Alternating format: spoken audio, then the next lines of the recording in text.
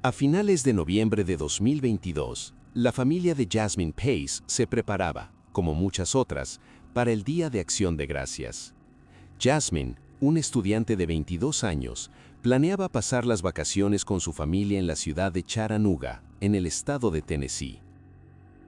Pero en el último momento, su madre recibió un mensaje de la joven informándole que había cancelado sus planes y que pasaría las fiestas en otro lugar. Al principio no fue algo particularmente alarmante. Jasmine estaba pasando por momentos difíciles tras la muerte de su abuela a causa del cáncer, y a veces prefería aislarse por un tiempo. Más adelante, apareció una nueva publicación en la cuenta de Facebook de Jasmine, donde había escrito: "Pasando el Día de Acción de Gracias con mi novio", acompañada de una foto suya. Pero aquello no tenía sentido. La foto no parecía reciente, y en concreto no correspondía al Día de Acción de Gracias. Había algo que no encajaba. Sus distintivos tatuajes no estaban ahí. Esos tatuajes habían ido apareciendo con el tiempo, cada uno en fechas diferentes. Su ausencia significaba una sola cosa: la foto era antigua. En ese punto, la preocupación empezó a convertirse en pánico. Nadie sabía dónde estaba Jasmine, mientras alguien se hacía pasar por ella en Internet. La noche del 22 de noviembre, un día antes de Acción de Gracias, Jasmine salió de la casa de su madre alrededor de las 11:30 de la noche. Iba conduciendo su coche, un Chevrolet Equinox blanco. Al día siguiente, llegó un nuevo mensaje desde su teléfono informando a su madre que pasaría la semana con su amiga Emma. Al principio, tampoco era algo extraño, ya que la familia entendía el estado emocional de Jasmine tras la muerte de su abuela, pero la cadena de sucesos posteriores lo cambiaría todo. Cuando apareció la foto del Día de Acción de Gracias con mi novio, su madre notó algo raro en la imagen. Jasmine llevaba una ropa que no solía mostrar en fotos, y la imagen no tenía sentido ni por el momento ni por los tatuajes. Su padre, Travis Pace, notó detalles que los demás no vieron. La ausencia de los tatuajes más recientes hacía evidente para él que esa publicación no correspondía al Día de Acción de Gracias, sino que había sido compartida para fingir que ella estaba bien. La familia contactó a Emma, la amiga con la que supuestamente Jasmine estaría, pero Emma lo negó por completo. Nadie había hablado con Jasmine por llamada desde su desaparición, solo mensajes de texto extraños que afirmaban que quería estar sola. En ese momento, la familia decidió actuar. El coche de Jasmine tenía instalado el sistema de rastreo My Chevy. Su madre utilizó la aplicación para localizar el vehículo. La señal apuntaba a un complejo residencial llamado Signal View Condos, en una zona montañosa cerca de Chattanooga. Era la tarde del 26 de noviembre, es decir, 4 días después de la última vez que se vio a Jasmine. Cuando la familia llegó al lugar, encontraron el coche estacionado cerca de un edificio, pero al abrirlo notaron que el asiento del conductor estaba echado hacia atrás de un modo que no correspondía con la estatura baja de Jasmine, 1.57 metros. Era evidente que alguien más, de mayor estatura, había conducido el vehículo. Se llamó a la policía y se reportó oficialmente la desaparición de Jasmine. Durante esas horas llenas de angustia, la madre de Jasmine comenzó a llamar a todos los números que estaban en el registro del teléfono de su hija con la compañía telefónica. Uno de los números pertenecía a un joven llamado Jason Chen, estudiante de informática en la Universidad de Tennessee en Chattanooga. Jasmine lo había conocido meses antes a través de la aplicación de citas Bumble. Cuando la madre lo llamó, su respuesta fue fría y contradictoria. Dijo que no hablaba con ella desde hacía días, a pesar de que los registros telefónicos mostraban una llamada larga entre ambos la noche de su desaparición. Y pese a las súplicas de la familia para que la policía actuara de inmediato, no había nada que probara un delito en ese momento, y como Jasmine era mayor de edad, el caso no fue tratado como una emergencia. Tras marcharse la policía, la familia decidió encargarse por su cuenta. Empezaron a tocar las puertas de los apartamentos en Signal View sin resultados. Más tarde, vieron una grabación de una cámara de seguridad que mostraba el coche de Jasmine entrando al aparcamiento la noche del 23 de noviembre sin poder identificar al conductor. En ese momento, la madre recordó otro mensaje que había recibido de madrugada desde el teléfono de Jasmine el día 23 de noviembre a las 12:18 de la mañana. El mensaje no contenía texto, solo una ubicación enviada. Jasmine nunca había enviado algo así antes. Al día siguiente, la familia se dirigió al lugar marcado en el mensaje, un edificio en el centro, en la calle Tremont número 110. Nuevamente comenzaron a tocar puertas. Todos los apartamentos respondieron, excepto uno, el número 210. Los residentes del edificio dijeron que habían escuchado gritos o ruidos fuertes provenientes de ese apartamento alrededor de las 2 de la madrugada, la noche de la desaparición de Jasmine. De alguna manera, la madre de Jasmine logró entrar en el apartamento 210. Lo primero que vieron fue una libreta que mostraba el nombre del residente, Jason Chen. El lugar era pequeño y tenía un plano abierto. La cocina daba hacia la sala y el dormitorio estaba al final de un corto pasillo. Sobre la encimera de la cocina, vieron una pequeña maleta de viaje que pertenecía a Jasmine.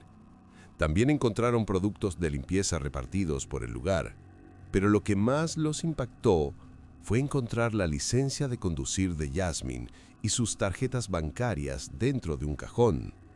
Su padre las sacó y las puso sobre la mesa para que la policía las viera.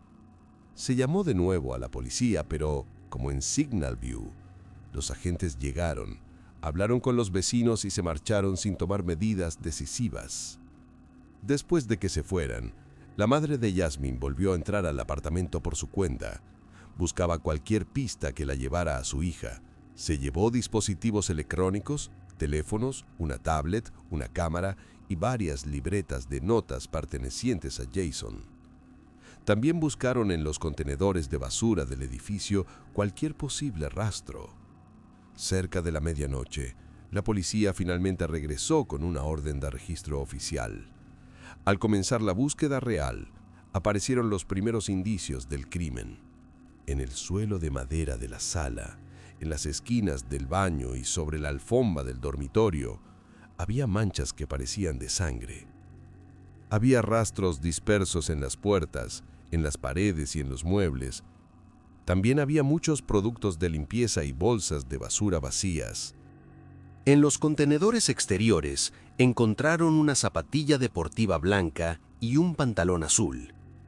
En el dormitorio, los investigadores notaron señales en la alfombra que indicaban que los muebles habían sido movidos recientemente. Bajo la cama había una gran mancha y sobre ella encontraron un cuchillo de cocina. En casi cada esquina había rastros sospechosos que parecían sangre. Se llamó al equipo de criminalística que utilizó el producto Blue Star para rociar la escena del crimen, una sustancia que revela la sangre incluso después de haber sido limpiada. Cuando apagaron las luces, el apartamento entero brilló con intensas manchas de color azul. En ese instante, la investigación dejó de ser una desaparición y pasó oficialmente a ser un caso de homicidio. Con la investigación ya enfocada en un asesinato, la policía comenzó a reunir pruebas para reconstruir lo que le había ocurrido a Jasmine desde el momento en que entró en el apartamento de Jason. Obtuvieron grabaciones de cámaras de seguridad del edificio y de los lugares cercanos. Gracias a ellas, se pudieron documentar con precisión los movimientos de Jason con la esperanza de encontrar el destino final de Jasmine. Los primeros indicios aparecieron cuando Jasmine llegó al edificio la noche del 22 de noviembre antes de la medianoche. Las cámaras mostraron el coche de Jasmine girando hacia el aparcamiento del edificio. Horas más tarde, el vehículo volvió a aparecer saliendo del lugar. En la tarde del 22 de noviembre, Unas 20 horas después de la entrada de Jasmine al apartamento, una cámara del complejo Signal View captó el vehículo de la joven siendo conducido por alguien con una sudadera con capucha de color claro. Tras estacionar el coche allí, otra cámara grabó la llegada de un taxi tipo Prius para recoger a esa persona y llevarla de vuelta al edificio de Jason. Una cámara Ring instalada cerca de la salida del edificio mostró a Jason entrando y saliendo del apartamento varias veces la noche del 23 de noviembre, incluyendo el momento en que salió apenas 3 minutos antes de que el coche de Jasmine apareciera en Signal View. Durante las vacaciones de Acción de Gracias, Jason siguió desplazándose por la ciudad. En la mañana del 23 de noviembre, las cámaras de Walmart lo captaron comprando solo. Compró productos de limpieza, peróxido, vendas y otros artículos, y al pagar, modificó algunos precios pasando productos caros como si fueran halogen para reducir el costo. Las cámaras del techo mostraron claramente sus zapatillas deportivas blancas, idénticas al par encontrado en los contenedores cerca de su apartamento. Esa misma tarde volvió a aparecer en Walgreens comprando pañuelos de papel. Durante el tiempo comprendido entre su salida de Walmart y su posterior salida del apartamento, era evidente que se deshizo de parte de su ropa e intentó limpiar la escena del crimen. A pesar de sus intentos por ocultar sus movimientos, hubo un elemento que lo delató todo: aquella sudadera blanca con capucha. La ropa de Jason era muy característica en las grabaciones, lo que facilitó seguirle la pista a pesar de la mala iluminación o la calidad limitada de las cámaras. A las 6 de la tarde aproximadamente del 23 de noviembre, Jason volvió a aparecer en una cámara del edificio, arrastrando con dificultad una gran maleta hacia el estacionamiento. Momentos después, otra cámara mostró su coche, un Toyota Camry negro, saliendo del lugar. Pero, ¿dónde estaba Jasmine? La respuesta apareció aproximadamente una semana después.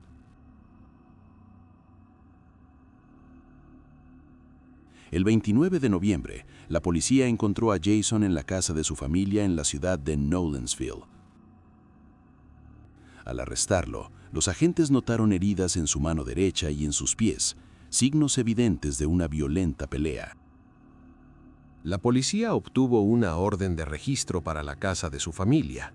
En la habitación donde se hospedaba, encontraron una mochila negra y un conjunto de notas escritas a mano. Aquellas notas eran un intento de construir una narrativa de defensa.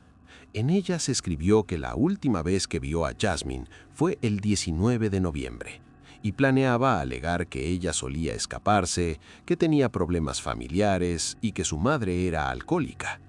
También afirmó que Jasmine estaba sin hogar y que tenía una orden de restricción contra un exnovio. Eran mentiras con el objetivo claro de retratar a Jasmine como una persona inestable que huía constantemente. Dentro de su mochila, dentro de un estuche de gafas, los investigadores encontraron la tarjeta SIM del teléfono de Jasmine. También obtuvieron el propio teléfono de Jason y accedieron a sus datos.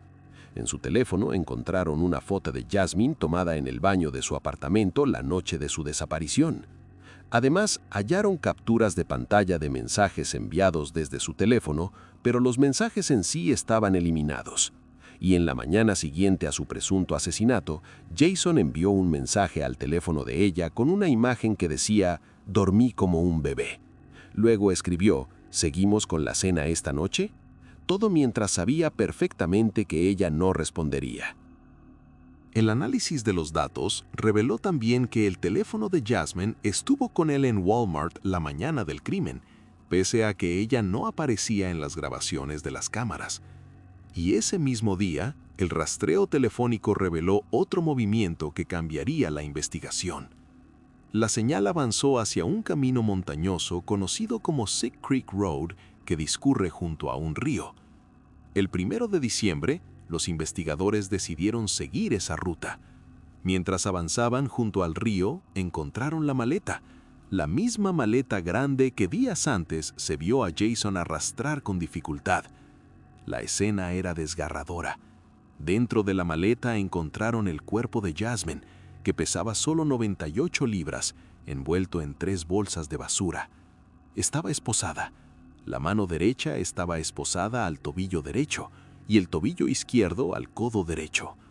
Las esposas no eran policiales, sino de un tipo débil, y una de las cadenas estaba rota. La autopsia reveló una verdad que la familia no quería escuchar. Jasmine había recibido más de 60 puñaladas, la mayoría en la parte superior izquierda de su cuerpo. También encontraron la punta rota de un cuchillo dentro de su pecho. En diciembre de 2022, se fijó una fianza para Jason de $5 millones. Muchos consideraron impactante que siquiera se le otorgara una posibilidad de fianza, dadas las circunstancias del crimen. Las investigaciones demostraron después que Jason usó el teléfono y la tarjeta SIM de Jasmine para acceder a sus cuentas bancarias y a sus redes sociales, y que publicó mensajes después de matarla. Incluso escribió a una chica en Tinder: "Creo que ahora hicimos match", mientras el cuerpo de Jasmine probablemente aún estaba en su apartamento. Y esa misma noche, organizó una partida de Call of Duty con sus amigos después de terminar de limpiar el apartamento. La investigación tomó tiempo, pero el juicio comenzó en enero de 2025, y el impacto llegó desde el primer día. El abogado defensor no alegó inocencia ante el jurado. Al contrario, admitió: Jason Chen mató a Jasmine, pero sin planificación, y trató de reclasificar el crimen como homicidio por impulso y no asesinato premeditado. Eso abrió un nuevo capítulo en el juicio. La defensa debía convencer al jurado de que Jason mató a Jasmine bajo un arrebato de ira y no mediante planificación previa. Según esa versión, el abogado defensor afirmó que ambos estaban bebiendo vino en su apartamento la noche del crimen, que Jasmine escuchó de repente notificaciones de Tinder en el teléfono de Jason, se enfadó y comenzó a atacarlo, y que usó una copa rota para herirlo, lo que habría provocado que él, por instinto, tomara un cuchillo que estaba cerca de la cama y la apuñalara varias veces. Esa historia pretendía presentar el crimen como una reacción impulsiva y no como un asesinato premeditado. Pero esa versión chocaba con una realidad mucho más dura. Las pruebas reunidas por la policía eran sólidas y no respaldaban de ninguna forma la versión de la defensa. Las declaraciones de los vecinos fueron el inicio del colapso. Una vecina llamada Courtney Brewer afirmó haber escuchado una pelea y un ruido agudo en el apartamento alrededor de las 2 de la madrugada. Hubo pasos rápidos hacia la puerta del apartamento, como si alguien intentara huir o frenar a otra persona. Pero después de eso, nadie escuchó gritos de auxilio. Fue algo breve y violento. Por otro lado, las evidencias que Jason dejó en el apartamento bastaron para desmantelar la defensa por completo. El médico forense Stephen Cogswell del condado de Hamilton reveló una de las claves del caso. Dijo que Jasmine estaba en posición fetal cuando fue apuñalada, una postura que no es coherente con alguien que ataca, sino con alguien que intenta protegerse o que está siendo inmovilizado. Además, no encontraron rastro alguno de alcohol en su cuerpo durante la autopsia, lo que eliminaba la idea de que hubieran pasado horas bebiendo vino. En cuanto a la afirmación de que Jasmine lo atacó con una botella rota, el forense no encontró ninguna evidencia, ni siquiera un corte que fuera coherente con una herida provocada por vidrio. Luego llegó el punto de las notificaciones. El abogado defensor basó parte de su relato en la idea de que Jasmine se enfureció tras escuchar notificaciones de Tinder. Pero el análisis de los datos del teléfono de Jason reveló una verdad contundente. No recibió ninguna notificación de Tinder ese día. Eso significaba que la base misma del relato defensivo no existía. Y mientras la teoría del arrebato se derrumbaba, comenzó a surgir el tema de la premeditación. El investigador del caso logró mostrar grabaciones del movimiento de Jason después del crimen, desplazamientos desde Walmart hasta Walgreens, compra de productos de limpieza, eliminación de ropa, ocultamiento del cuerpo en la maleta, traslado en coche y disposición del cadáver junto al río. Eran todos actos sistemáticos que no realiza alguien bajo un arrebato emocional. Luego estaban las esposas, aquellas esposas que encontraron en el cuerpo de Yasmín. La defensa intentó justificar que solo se usaron para facilitar meterla en la maleta, pero el forense tenía otra opinión. Dijo que la ubicación de las heridas y la sangre presente en las esposas demostraba que se las pusieron cuando aún estaba con vida. Eso solo significaba una cosa. Yasmín probablemente permaneció esposada por un tiempo antes de ser asesinada. Durante el juicio surgió un punto delicado: la entrada de la madre de Yasmín al apartamento antes de que llegara la policía y la toma de dispositivos y notas. La defensa intentó usar esto para cuestionar las pruebas y argumentar que la escena estaba contaminada. Pero aún así, las evidencias clave no dependían únicamente del apartamento, sino de las compras de Jason, del movimiento de su coche y del análisis de los teléfonos de ambos. Todo ello fuera del alcance de la madre. Al final del juicio, el jurado tenía una sola pregunta: ¿fue el asesinato premeditado o producto de un arrebato emocional? No tardaron mucho en responder. Las deliberaciones comenzaron a las 4:15 de la tarde y alrededor de las 5 regresaron a la sala con su veredicto: Jason Chen es culpable de asesinato en primer grado. Durante la fase de sentencia, el jurado debía decidir otra cuestión: ¿podría Jason tener la posibilidad de libertad condicional en el futuro? ¿O sería condenado a cadena perpetua sin posibilidad de salida? La madre de Jason habló a través de un traductor. Lloró ante el jurado pidiendo clemencia para su hijo. La defensa intentó apelar al sentido humano y afirmó que la justicia no solo se mide en cómo se trata a los inocentes, sino también en cómo se trata a los condenados. Pero la decisión llegó rápidamente. Tras menos de una hora, se anunció el resultado: cadena perpetua sin posibilidad de libertad condicional. Así terminó el juicio, pero el sufrimiento de la familia no había terminado todavía. La familia de Yasmín presentó una demanda civil contra los padres de Jason, acusándolos de haberlo ayudado económicamente y de ocultar información durante el tiempo en que estuvo desaparecido, mientras la policía lo buscaba como principal sospechoso. Pero pese a todo el dolor, la familia finalmente obtuvo algo que para ellos tenía un valor enorme: justicia. Justicia para una joven de 22 años, amante de la vida, con planes para el futuro, cuyo único error fue confiar en la persona equivocada. Y así se cerró el telón de uno de los casos más trágicos que sacudió la ciudad de Chattanooga. Un caso que mostró cómo la historia de una joven que desapareció de repente se convirtió en un asesinato complejo que pasó de una aplicación de citas a una sala de juicio, hasta una sentencia final que cerró la puerta para siempre.